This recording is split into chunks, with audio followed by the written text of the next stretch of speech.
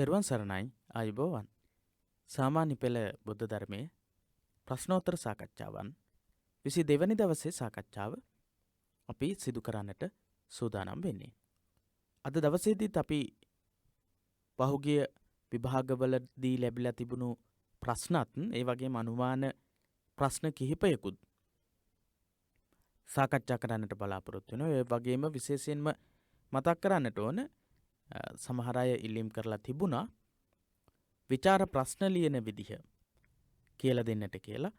මේ පාඩම් වලිනුත් ඒ විදිහේ විචාර ප්‍රශ්න යොමු වෙලා නැහැ. කෙටි ප්‍රශ්න, බහුවර්ණ ප්‍රශ්න තමයි වැඩිපුරම මේ පාඩම් වලින් ඉදිරිපත් වෙලා තියෙන්නේ.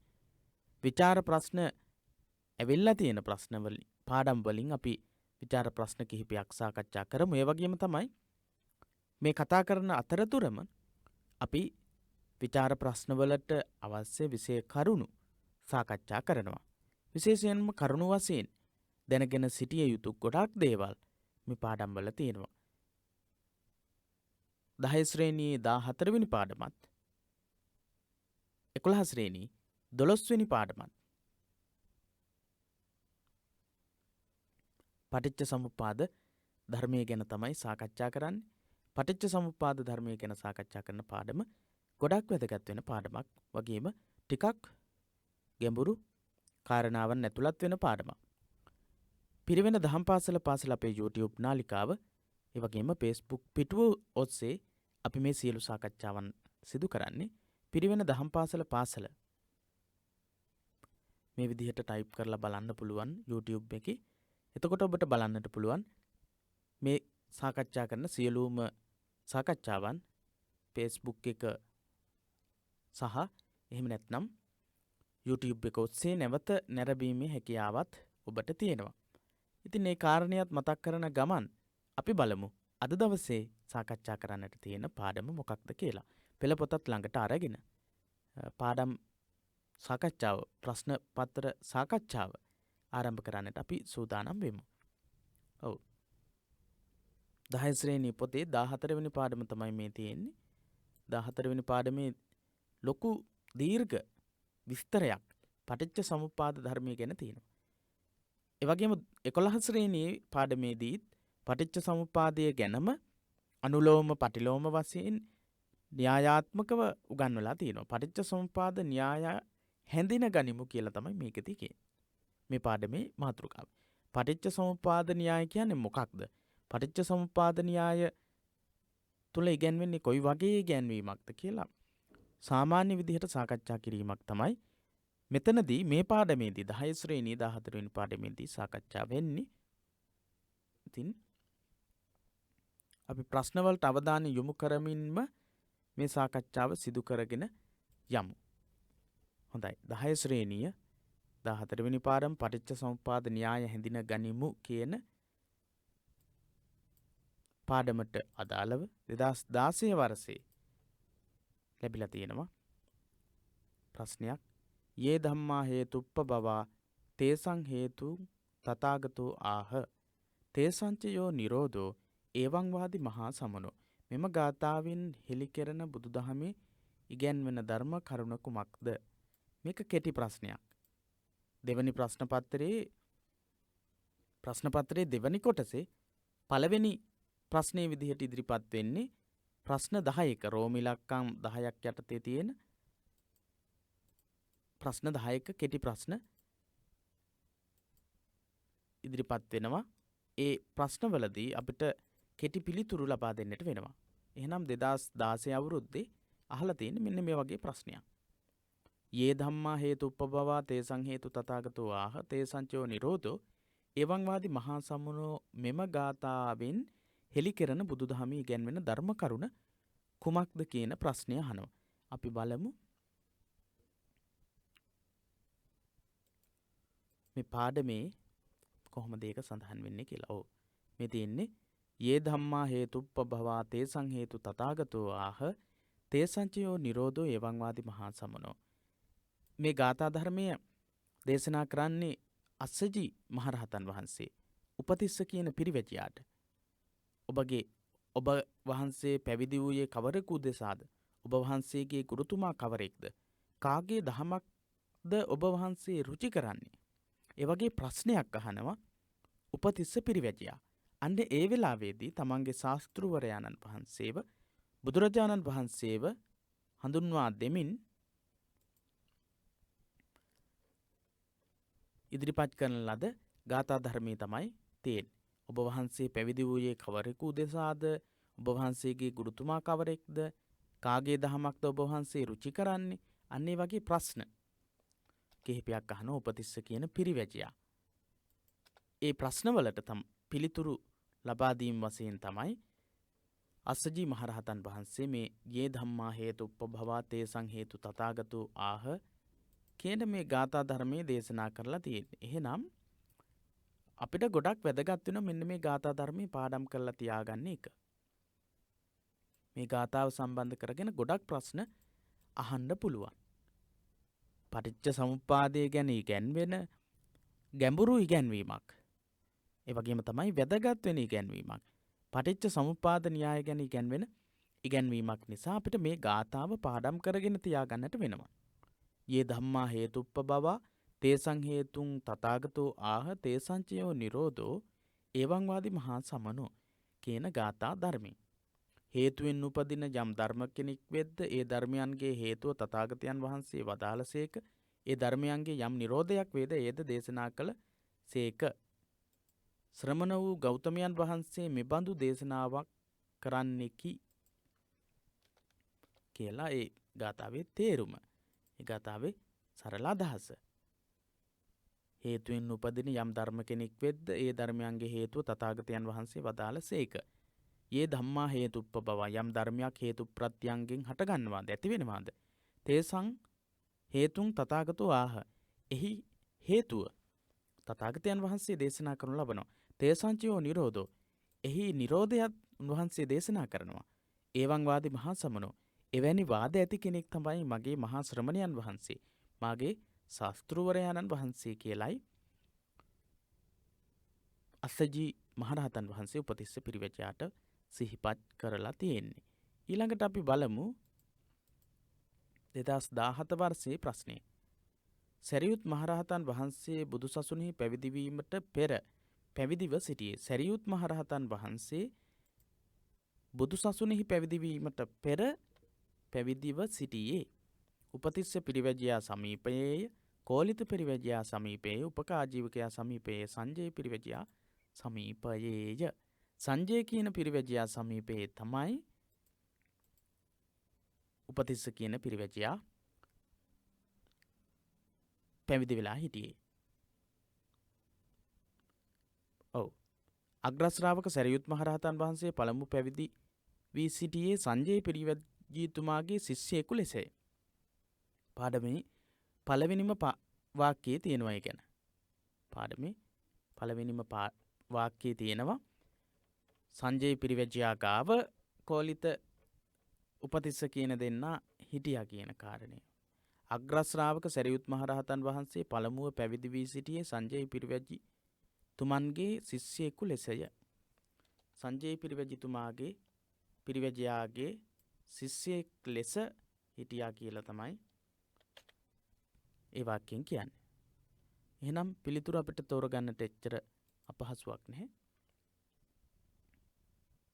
සංජය පිරිවැජි සැරියුත් මහරහතන් වහන්සේ බුදුසසුනෙහි පැවිදිවීමට පෙර පැවිදිව සිටියේ උපතිස්ස පිරිවැජියා සමීපයේ, කෝලිත පිරිවැජියා සමීපයේ, උපකාජීවකයා සමීපයේ, කවුරු ගාවද? සංජය පිරිවැජියා සමීපයේ. සංජය කියන පිරිවැජියාගේ සමීපයේ තමයි පැවිදි වෙලා හිටියේ. එහෙනම් අපිට 4 වෙනි අංකේ තමයි මේ විදිහට ලකුණු කරන්නට වෙන්නේ. කෝලිත සහ උපතිස්ස කියන දෙන්නා තමයි සැරියුත් මුගලන් බවට පත් වෙන්නේ පැවිදි වුණාට පස්සේ. උපතිස්ස කියන පිරිවැජියා සැරියුත් හාමුදුරුවෝ වුණා. කෝලිත කියන පිරිවැජියා මුගලන් හාමුදුරුවෝ වුණා. පැවිදි වෙන්න කලින් සංජය පිරිවැජියා ගාව තමයි හිටියේ. ගිරග්ග සමජ්ජ කියන නාට්‍ය දර්ශනය දැකලා ගිහිගේ ගැන කලකිරීම ඇති වෙලා ගිහිල්ලා හිටියේ. හොඳයි. ඊළඟට අපි බලමු 2017 වර්ෂයේ කෙටි ප්‍රශ්නවලක් තියෙනවා.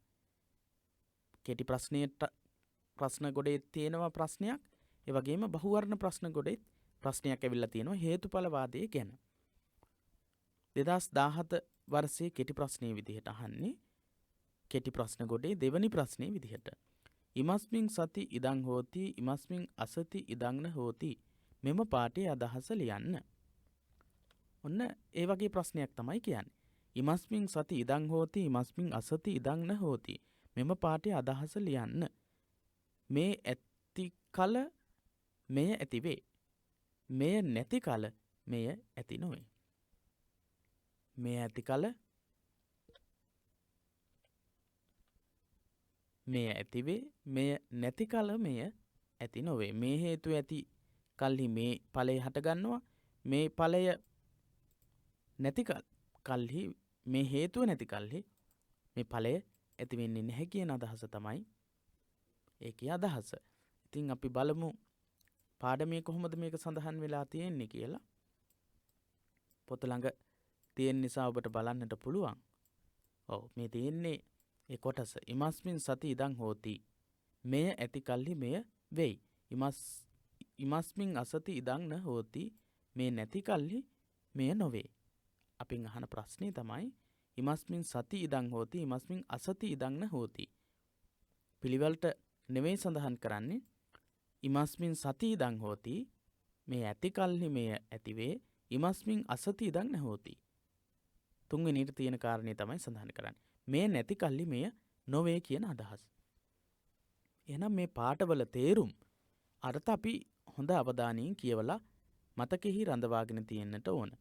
මතකෙහි රඳවාගෙන තියෙන්නට ඕන. එතකොට තමයි නිවැරදි විදිහට අපිට පිළිතුරක් ලබා දෙන්නට ඉතා ඉක්මනින් පිළිතුරක් ලබා දෙන්නට හැකියාව තියෙන්නේ. ඉමස්මින් සති ඉදං හෝති ඉමස්මින් අසති ඉදං න හෝති. මේ කියන පාඨ ඒ වගේම තමයි හේතුම් පටිච්ච සම්භූතං හේතු භංගා නිරුජ්ජති කියන ඉගැන්වීම. මේ පාඨ තියෙනවා. සඳහන් වෙනවා පාඩමේ නිසා. ඔව් ඉමස්මින් සති ඉදං හෝති මේ ඇති කල්හි මේ ඇති වේ. ඉමස්මින් අසති ඉදං න හෝති මේ නැති කල්හි මෙය නොවේ කියන අදහස. හොඳයි ඊළඟට අපි බලමු ඊළඟ ප්‍රශ්නේ 2018 වර්ෂයේ.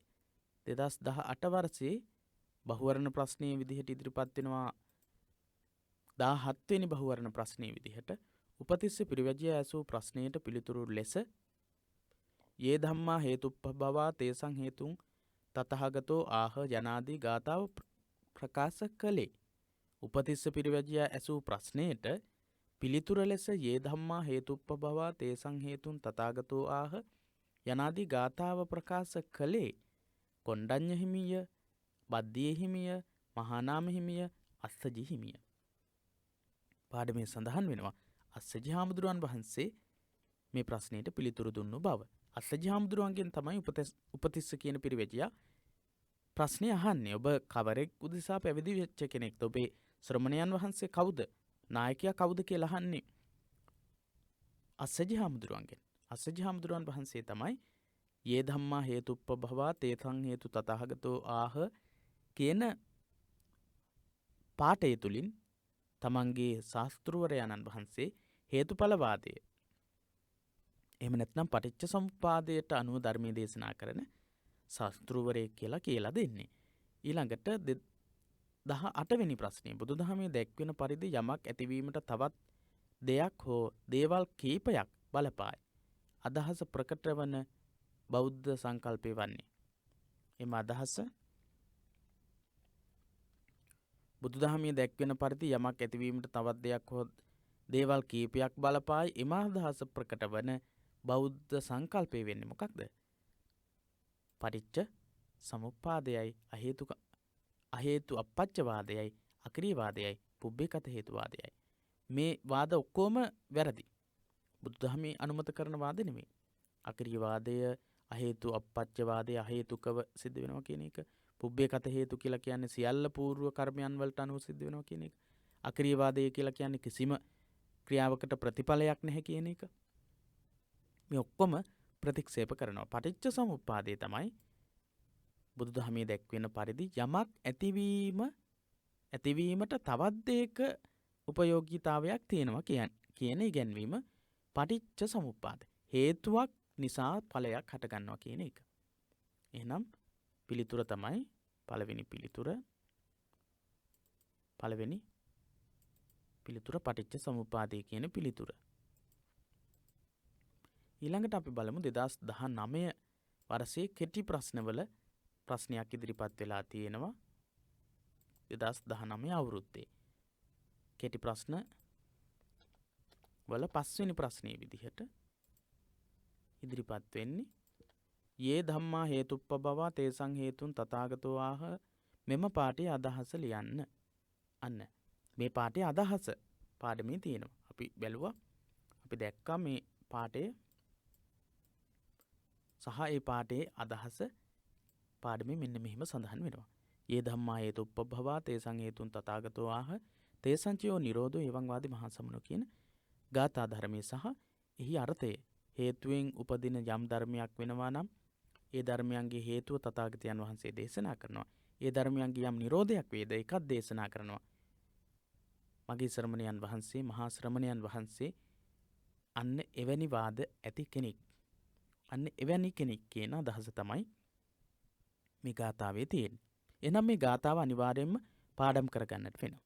ඒ වගේම මේ ගාථාවේ අදහසත් පාඩම් කරලා තියාගන්න. ඊළඟට අපි ඊළඟ ප්‍රශ්නයටත් අවධානය යොමු කරමු.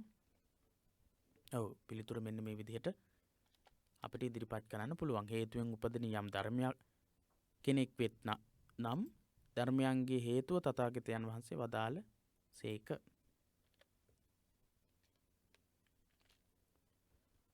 හේතුවෙන් උපදින යම් ධර්ම කෙනෙක් වෙත්ද ඒ ධර්මයන්ගේ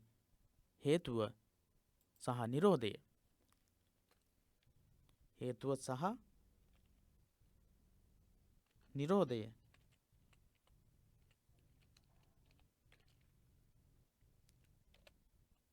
නිරෝධය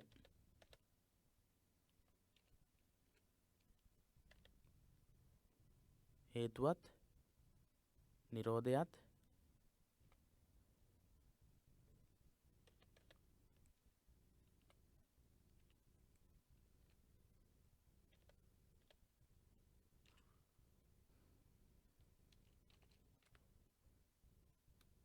නිරෝධයද තථාගතයන් වහන්සේ දේශනා කරන සේක කියන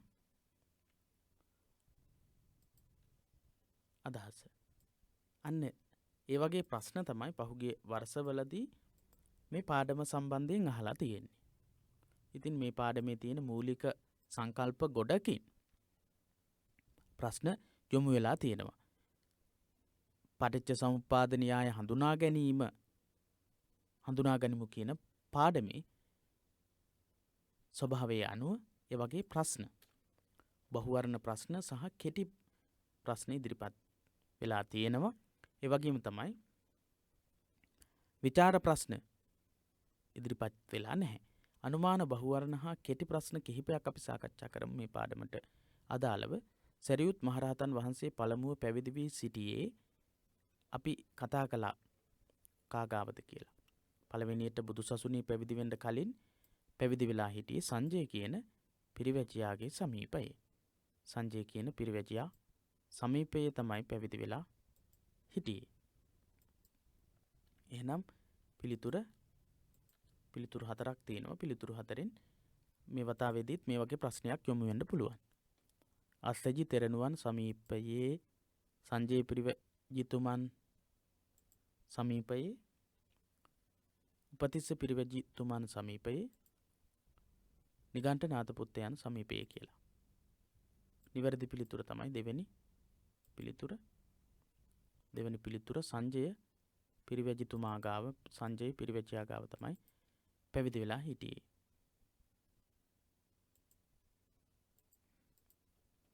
හොඳයි දෙවැනි අනුමාන බහුවර්ණ ප්‍රශ්නය. බුදුසසුනේ පැවිදි වීමෙන් පසු සරියුත් මහරහතන් වහන්සේ ලෙස ප්‍රකට වූයේ කවුද? කියමු බලන්න. කෝලිත පිරිවැජියා, ඊළඟට තියෙනවා සංජය පිරිවැජියා කියලා. ඊළඟට තියෙනවා උපතිස්ස පිරිවැජියා කියලා. ඊළඟට තියෙනවා උපකාජීවකයා කියලා. මොකක්ද? කෝලිත පිරිවැජියාද, සංජය පිරිවැජියාද, උපතිස්ස පිරිවැජියාද, උපකාජීවකයාද? ඔව්, තුන්වෙනි පිළිතුර. උපතිස්ස පිරිවැජියා. අහන්නේ සැරියුත් මහරහතන් වහන්සේ ලෙස ප්‍රකට වුණේ ප්‍රසිද්ධ වුණේ කවුද කියලා. සැරියුත් හාමුදුරු විදිහට ප්‍රකට වුණේ උපතිස්ස පිරිවැජියා. උපතිස්ස පිරිවැජියා. ඊළඟට තුන්වෙනි අනුමාන බහුවර්ණ ප්‍රශ්නය. ඔබ වහන්සේ පැවිදි වූයේ කවරෙකු දෙසාද? ඔබ වහන්සේගේ ගුරුතුමා කවරෙක්ද? කාගේ දහමක්ද ඔබ වහන්සේ රුචි කරන්නේ? ඉහත ප්‍රකාශය කා විසින් කාගෙන් විමසන ලද්දක්ද? අහනවා මේ වගේ ප්‍රශ්නයක්. උපතිස්ස පිරිවැජියා විසින් අස්සජි මහරහතන් වහන්සේගෙන් පළවෙනි පිළිතුර තියෙන්නේ. උපතිස්ස පිරිවැජියා විසින් අස්සජි මහරහතන් වහන්සේගෙන්. ඒක තමයි නිවැරදි පිළිතුර. ඊට පස්සේ පිළිතුරක් තියෙනවා. ද්‍රෝණ බමුණා විසින් බුදුරජාණන් වහන්සේගෙන් කියලා. ද්‍රෝණ බමුණාත් ඒ වගේ ප්‍රශ්නයක් අහනවා. හැබැයි ඔබ දෙවියෙක්ද? ඔබ ගාන්ධර්වයෙක්ද? ඔබ යක්ෂයෙක්ද? ඔබ මනුස්සයෙක්ද? එහෙම තමයි ද්‍රෝණ බමුණා ප්‍රශ්න අහන්නේ.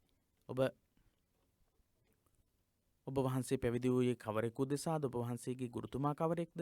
කාගේ දහමක්ද ඔබ වහන්සේ රුචි කරන්නේ කියලා ප්‍රශ්න ඇහුවේ නැහැ ද්‍රෝණ කියන බමුණා. තුන්වෙනි පිළිතුර කෝලිත පිරිවැජියා විසින් අස්සජි මහරහතන් වහන්සේගෙන්. කෝලිත පිරිවැජියා විසින් අස්සජි මහරහතන් වහන්සේගෙන් කියලා කියනවා නැහැ. කෝලිත පිරිවැජියා නෙවෙයි ඒ ප්‍රශ්නය ඇහුවේ. ඊළඟට හතරවෙනි බහුවර්ණය උපාලි ගෘහපතියා විසින් බුදුරජාණන් වහන්සේගෙන්. මේ වගේ බහුවර්ණ හතරක් තියෙන ප්‍රශ්නයකදී අපිට ඉක්මනින්ම පුළුවන් නම් නිවැරදිම පිළිතුර තෝරගන්නට අනිත් පිළිතුරු කියවමින් කාලය ගත කරන්නටත් අවශ්‍ය නැහැ. උපතිස්ස පිරිවැජියා විසින් අස්සජි මහරහතන් වහන්සේගෙන් කියන එක අපිට ඉක්මනින්ම තෝරගන්නට පුළුවන්. හැබැයි මේ විදිහේ පුංචි ප්‍රශ්න ගොඩක් එකතු වෙලා පාඩම් 23 ගානේ වගේ තියෙනවා. 10 11 ශ්‍රේණි දෙකටම. ඒ හැම පාඩමකින්ම එක ප්‍රශ්නයක් හෝ දෙකක් හෝ ඇතුළත් වෙන විදිහට තමයි ප්‍රශ්න 40ම නිර්මාණය වෙන්නේ. බහුවර්ණ ප්‍රශ්නවලදී එක එක අපිට ලකුණු එකතු කරගන්නට වෙනවා. ඒ නිසා හොඳින් එක එක කොටස මතකෙහි තබා ගනිමින් අපි විභාගයට සූදානම් වෙන්නට ඕනේ. හතරවෙනි අනුමාන ප්‍රශ්නය බහුවර්ණ ප්‍රශ්නය. තම ශාස්ත්‍ර වූ බුදුරජාණන් වහන්සේ විසින් දේශනා කරනු ලබන ධර්මය කුමක්ද? තම ශාස්ත්‍ර වූ බුදුරජාණන් වහන්සේ විසින් දේශනා කරනු ලබන ධර්මය කුමක්ද? යන වග ඉතා කෙටියෙන් අස්සජි මහරහතන් වහන්සේ උපතිස්ස පිරිවැජියාට පැහැදිලි කර දුන් ගාථාවේ මුල් පදය වන්නේ. අස්සජි මහරහතන් වහන්සේ කියලා දුන්නනේ ගාථාවක් උපතිස්ස පිරිවැජියාට. මොකක්ද ඒ ගාථාවේ පළවෙනි පදේ කියලා අහන්නේ. හේතුම් පටිච්ච සම්භූතං. මේ පාඩයත් පාඩමේ තියෙන පාඩයක්. හේතුම් පටිච්ච සම්භූතං කියන පාඩය. මේ තියෙන හේතුම් පටිච්ච සම්භූතං හේතු භංගා නිරුච්ඡති. යම් කිසි දෙයක් හේතුවකින් ඇති වෙනවාද ඒ හේතුවකින් ඇතිවෙන හැමදේම හේතුව නැති වෙනවත් එක්ක භංග වෙනවා කියලා. එහෙම නැත්නම් නැති වෙලා යනවා කියන ඉගැන්වීම මේ පාඩමේදී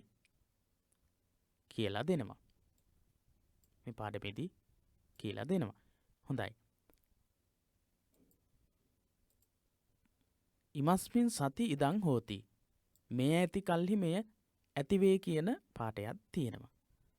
යාදිසං වපතේ බීජං.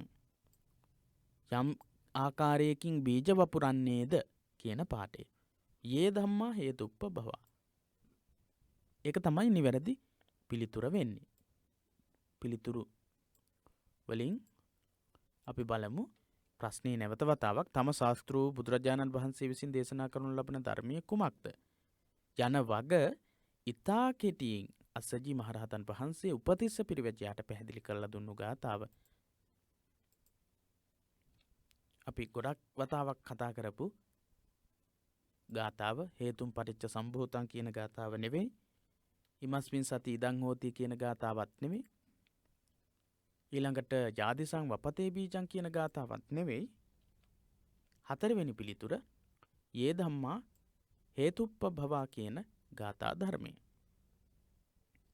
ඊළඟට හේතුවෙන් උපන් යම් ධර්ම කෙනෙක් වෙද්ද ඒ ධර්මයන්ගේ හේතුව තථාගතයන් වහන්සේ වදාළසේක. ඉහත ප්‍රකාශය අර්ථ ගැන්වෙන ගාථා පාඨය වන්නේ. හේතුවෙන් උපන් යම් ධර්ම කෙනෙක් වෙද්ද ඒ ධර්මයන්ගේ හේතුව තථාගතයන් වහන්සේ දේශනා කරන සේක කියන අදහස ගෙන දෙන පාඨය. මොකක්ද? ඉමස්මින් සති ඉදං හෝති ඉමස්ස උප්පාදා ඉදං උප්පජ්ජති. හේතුවෙන් උපදින යම් ධර්ම කෙනෙක් වෙද්ද ඒ ධර්මයන්ගේ හේතුව තථාගතයන් වහන්සේ වදාළ සේක.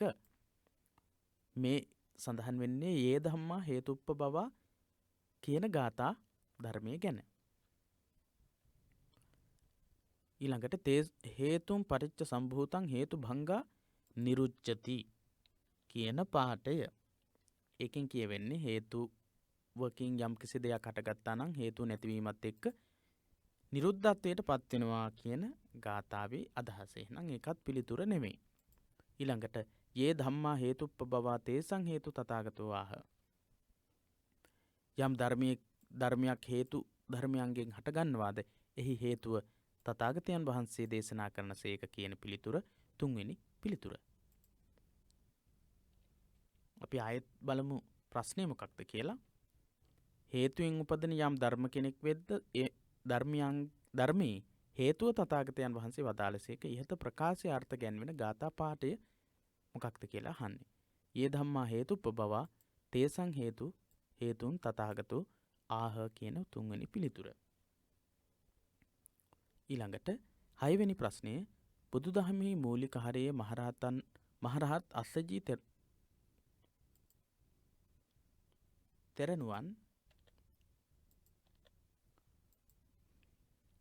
තෙරණුවන් වදාළ යේ ධම්මා හේතුප්පබවා යන ගාථාවෙහි ඇතුළත් වේ. එහි සඳහන් බුදුදහමේ මූලික හරය නම් මොකක්ද? චතුරාර්ය සත්‍යද? පටිච්ච සමුප්පාදයේද? ආර්ය අෂ්ටාංගික මාර්ගයේද? යේ ධම්මා හේතුප්පබවා තේසං හේතු තථාගතෝ ආහ මේ ගාථාවේ උගන්වන බුදුදහමේ මූලික හරය අන්තර්ගත වෙන ඉගැන්වීම, බුදුදහමේ ප්‍රධාන ඉගැන්වීම පටිච්ච සමුප්පාදය, හේතුඵල වාදය, හේතුඵලවාදී ඉගැන්වීම තමයි යේ ධම්මා හේතුප්පබවා කියන ගාථාවේ අන්තර්ගත වෙන්නේ. හේතුම් පටිච්ච සම්භූතං හේතු භංගා නිරුච්ඡති. ඉහත පාඨයේ අර්ථය වන්නේ. මේ පාඨයේ තේරුම මොකක්ද?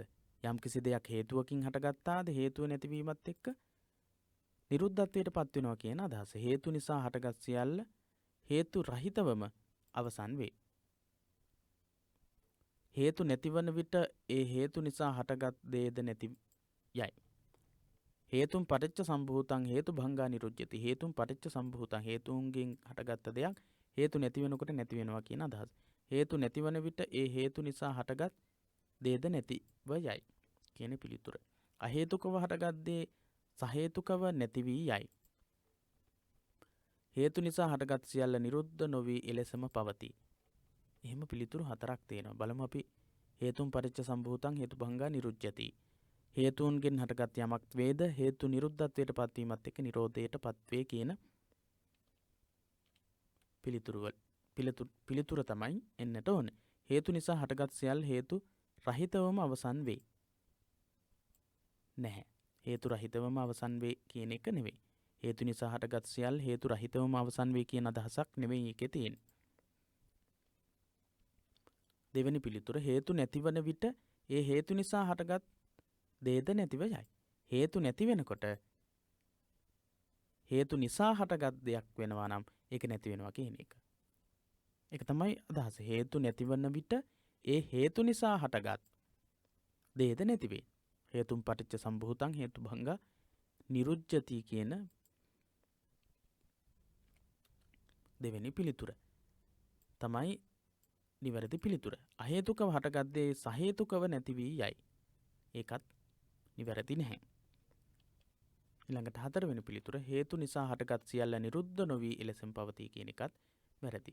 ලෝකයේ වස්තු පුද්ගල සිද්ධ යන සියල්ලම හේතුව හා ඵලය වශයෙන් අන්‍යෝන්‍ය සම්බන්ධතාවයක් පවතින බව ඉගැන්වෙන විශේෂ ධර්ම ක්‍රමයේ වන්නේ මොකක්ද?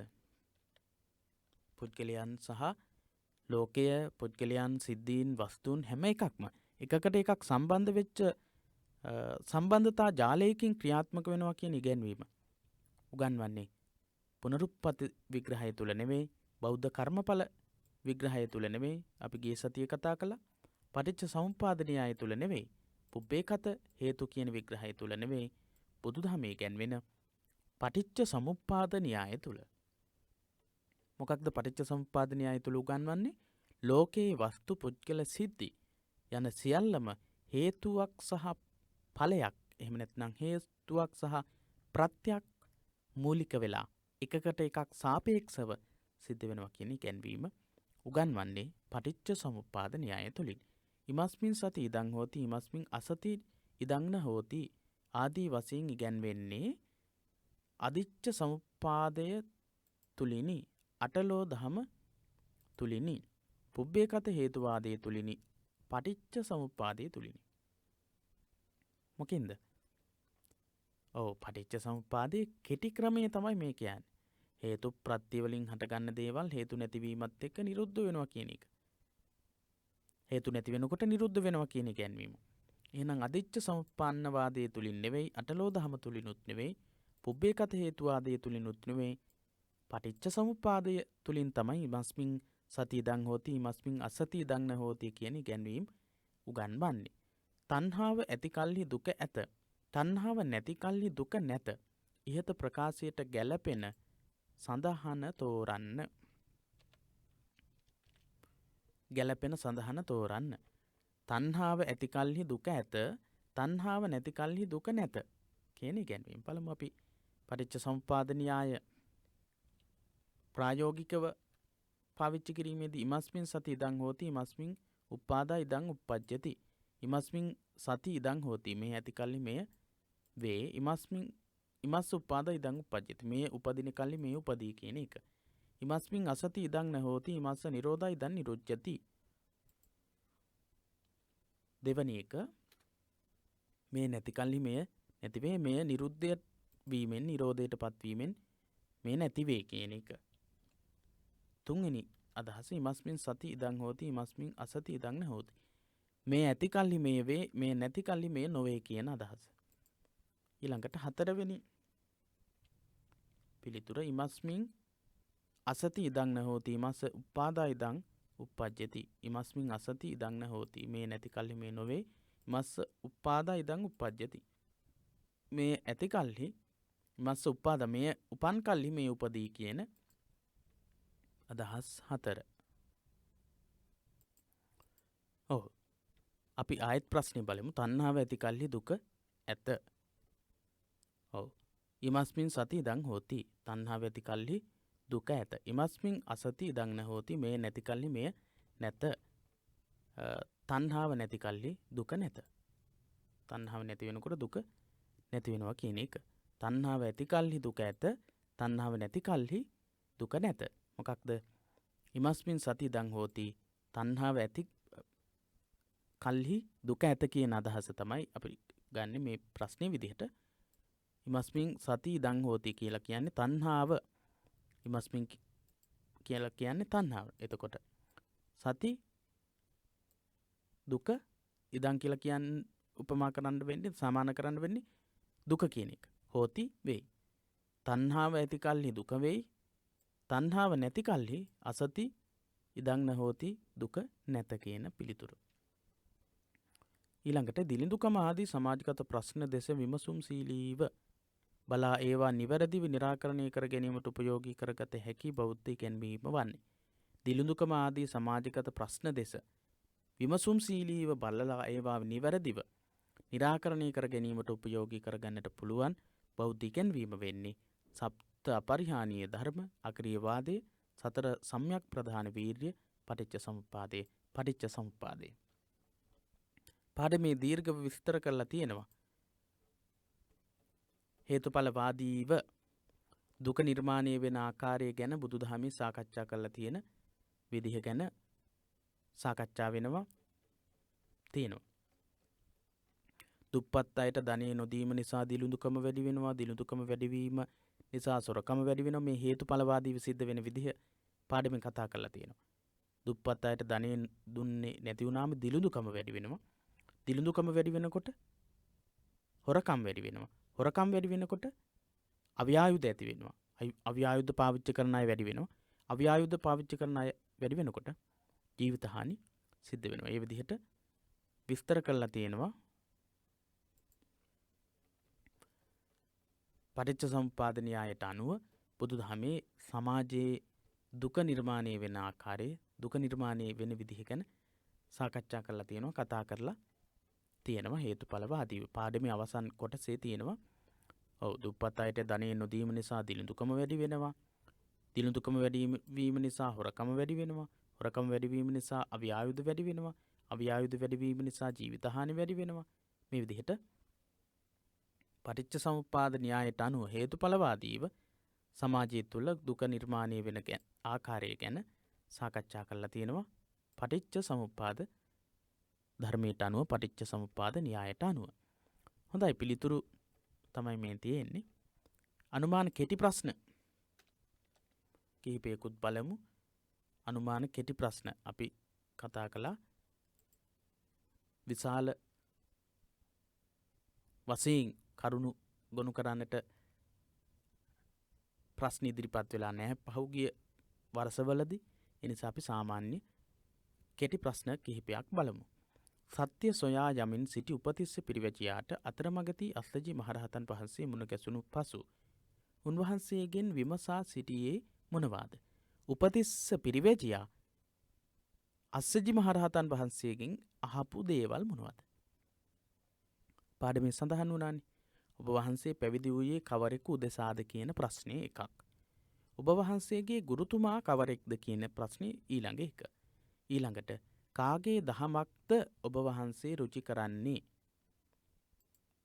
කාගේ දහමක්ද ඔබ වහන්සේ රුචි කරන්නේ කියලා ඇහුවා. ඔබ වහන්සේ පැවිදි වූයේ කවරෙකු උදෙසාද? ඔබ වහන්සේගේ ගුරුතුමා කවුද? කාගේ දහමක්ද ඔබ වහන්සේ රුචි කරන්නේ කියලා ප්‍රශ්නයක් අහනවා. එහෙම නැත්නම් මේ ටික දීලා ඔබ වහන්සේ පැවිදි වූයේ කවරෙකු උදෙසාද? ඔබ වහන්සේගේ ගුරුතුමා කවරෙක්ද? කාගේ දහමක්ද ඔබ වහන්සේ රුචි කරන්නේ කියලා ඇහුවේ කවුද? කාගෙන්ද කියලා ප්‍රශ්නයක් අහන්න පුළුවන්. උපතිස්ස පිරිවැජියා අස්සජි මහරහතන් වහන්සේගෙන් කියලා අපිට පිළිතුරු දෙන්නට පුළුවන්. ඒ වෙලාවේදී අස්සජි මහරහතන් වහන්සේ පිළිතුරු දීමේදී තමන්ගේ ශාස්ත්‍රවරයා පිළිබඳ කරුණු දක්වන්නට යෙදුණු ගාථා ධර්මය මොකක්ද කියලා අහන්න පුළුවන්. යේ ධම්මා හේතුප්පබවා කියන ගාථාව. බුදුදහමෙහි මූලික හරය අඩංගු වන ගාථා ධර්මයේ ලියා දක්වන්නේ. ඔන්න මේ වගේ ප්‍රශ්නයක් ඇහුවොත් ලියන්න නම් අනිවාර්යයෙන්ම මේ ගාථාව පාඩම් කරලා තියෙන්නට වෙනවා. යේ ධම්මා හේතුප්පබවා තේසං හේතුං තථාගතෝ ආහ තේසංචයෝ නිරෝධෝ එවං වාදි මහා සමනෝ කියලා අපිට ගාථාව ලියන්නට වෙනවා. හේතුව හා ඵලය යනු කුමක්දයි හඳුන්වන්නේ. හේතුවයි ඵලයයි මොකක්ද කියලා කෙටියෙන් හඳුන්වන්නට තියෙන්නේ. එක් දෙයක හට ගැනීමට ඇතිවීමට බලපාන්නේ යමක්ද ඒ හේතුවයි. හේතුව සහ ඵලය ගැන අහන්නේ. හේතුව කියන්නේ යම්කිසි දෙයක හට ගැනීමට හේතු වෙච්ච දේ. ඒකට කියනවා හේතුව කියලා. හරි, අපි උදාහරණයක් විදිහට පහසුවෙන්ම තේරුම් ගන්නට පුළුවන් එක උදාහරණයක් ගමු. දැන් මෙන්න මේ වචනේ මම මේ එක එකක් අයින් කරනවා.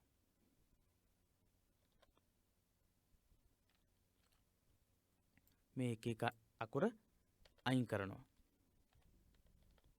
එතකොට දැන් වීමට කියලා තියෙනවා. ඊට පස්සේ ටයන්නත් අයින් කරාම ම කියලා තියෙනවා.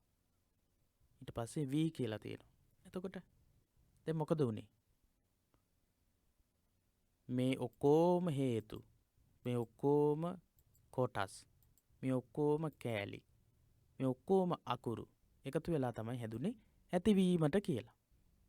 ඒ වගේම තමයි පුද්ගලයෙක් කියලා අපි හිතාගෙන ඉන්න ඇස කන නාසය දිව ශරීරය මේවා තියෙන කෙනාත් ඔය කොටස් ඔක්කොම ඇස් එකතු වෙලා කන් එකතු වෙලා ඒ වගේම තවත් ගැඹුරින් කතා කළොත් පඨවි ආපෝ තේජෝ වායෝ කියන තද ගතිය වැగిරෙන ගතිය ඒවා එකතු වෙලා තමයි හැදිලා තියෙන්නේ. ගස්වැල් කොහොමද හැදිලා තියෙන්නේ? ඒවත් එහෙමයි. එහෙනම් එක් දෙයක හට ගැනීමට අන්න ඔය කියපු සාධක ඔක්කොම හේතු වෙනවා. අන්න ඒවට තමයි කියන්නේ හේතු කියලා. එම හේතුෙහි ක්‍රියාකාරීත්වය නිසා ඇතිවන දෙය හට ගැනෙන දෙය ඵලයයි. අන්න ඒ හේතු වලට දැන් මේ ඔක්කොම හේතුනේ. ඔක්කොම එකතු වෙලා තමයි ඇතිවීමට කියන වචනේ හැදුනේ කියලා මම කිව්වා. ඒ වගේ ඇතිවීමට වගේ තවත් සාධක එකතු වෙලා යම් යම් දේවල් හැදෙනවා. යම් යම් දේවල් නිර්මාණය වෙනවා.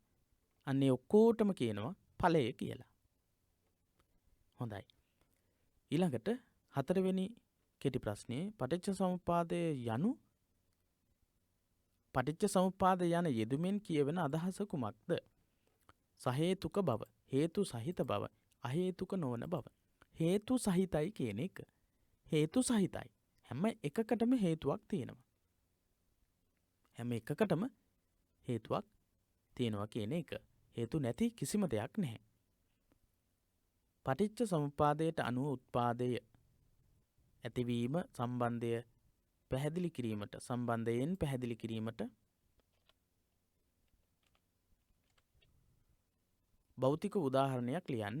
පටිච්ච සමුප්පාදයට අනුව උත්පාදය ඇතිවීම කියන එක, හට ගැනීම කියන එක පැහැදිලි කරන්න භෞතික කියලා කියන්නේ යම්කිසි වස්තුවක් පාවිච්චි කරලා මේ ලෝකේ අපිට දකින්න පුළුවන්, අල්ලා බලන්න පුළුවන් යම්කිසි දෙයක් උපමා කරගෙන